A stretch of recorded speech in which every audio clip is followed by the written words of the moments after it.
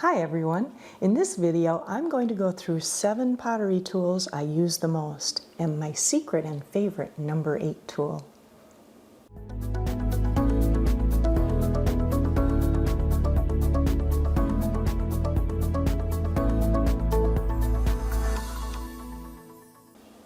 Hi, Marie here with a helpful pottery video for you. There are a few basic tools you need and a few you'll want to make your pottery making a bit easier and more enjoyable. As you can see, I've collected a few tools throughout my pottery journey. Follow along as I tell you what each tool is generally used for and demonstrate each one.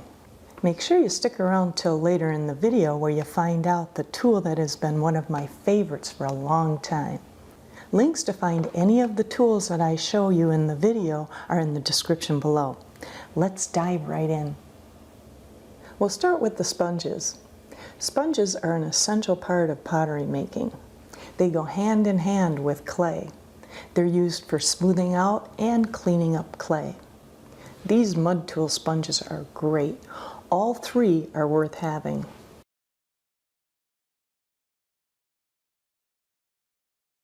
This one's my favorite. It's the throwing sponge. As you can see, I use it a lot. It started out orange and the color does fade away as you use it. It fits nicely in your hand to squeeze extra water on the clay, and it's nice and thin to throw with. It's great for pulling up the walls on your pottery.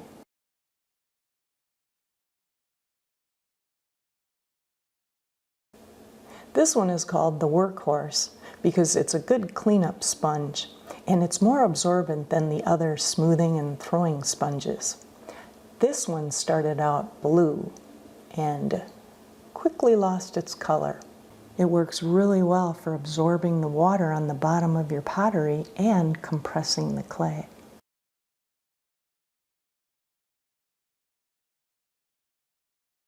This smoothing sponge is awesome.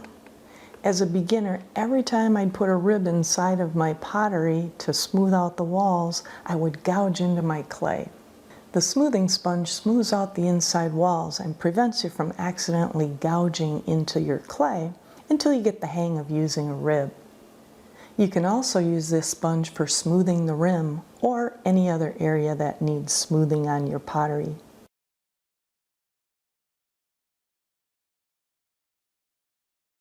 This is a Kemper needle tool. It's mainly used to cut off clay on the top when it's wonky and uneven, and to measure the amount of clay that you have on the bottom of your pottery. Also, to poke holes in your clay to get any air bubbles out. I like the handle on this needle tool. You can grip it better when your hands are full of clay. And the needle is thinner, which I like a lot. I don't want big holes poked into my clay.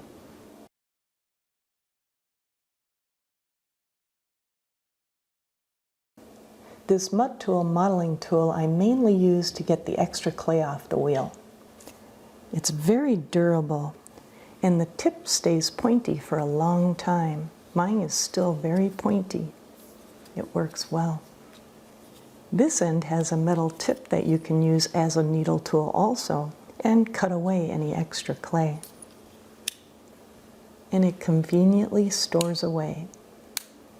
If you have any pottery questions or comments, please feel free to leave them in the comments section below.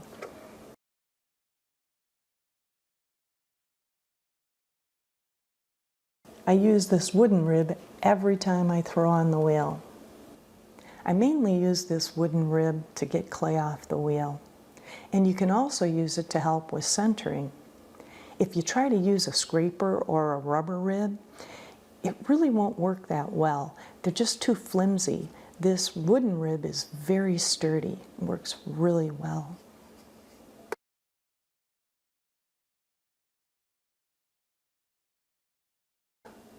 The little soft red rib. This rib is great for pushing out your clay, and you're less likely to gouge into your clay. It's nice and flexible, allowing the clay to curve out nice and easy.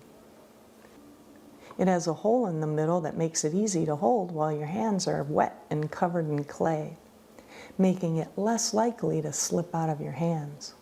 This is a great little handy rib to have. Because beginners make smaller pieces at first, the smaller rib does work well.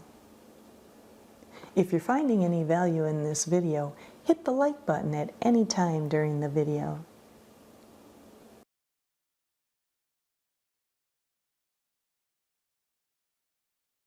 The metal scraper. This is a must-have. This scraper works the best for scraping the slip off the side of your pottery. It's nice and flexible, so it conforms to your piece without changing the shape. It makes your clay stronger and gives you a nice smooth finish.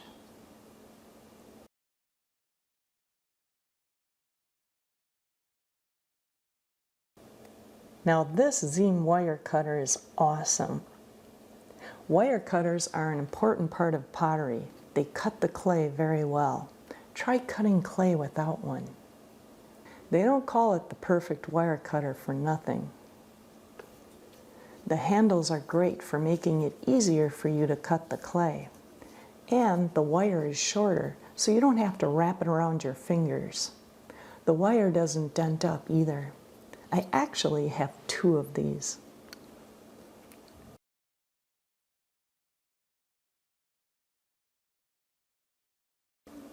Time for my secret favorite, number 8. It's the ultimate edger. This edger quickly became one of my favorite tools when I throw. It's a great little multi-tool for the beginner potter and the potter that's been around for a while. You're going to want one of these bad boys. When it comes to making rims and feet, the ultimate edger will make a nice edge for you every time. And it provides extra protection from dripping glaze. I have a video on all the things you can do with this edger.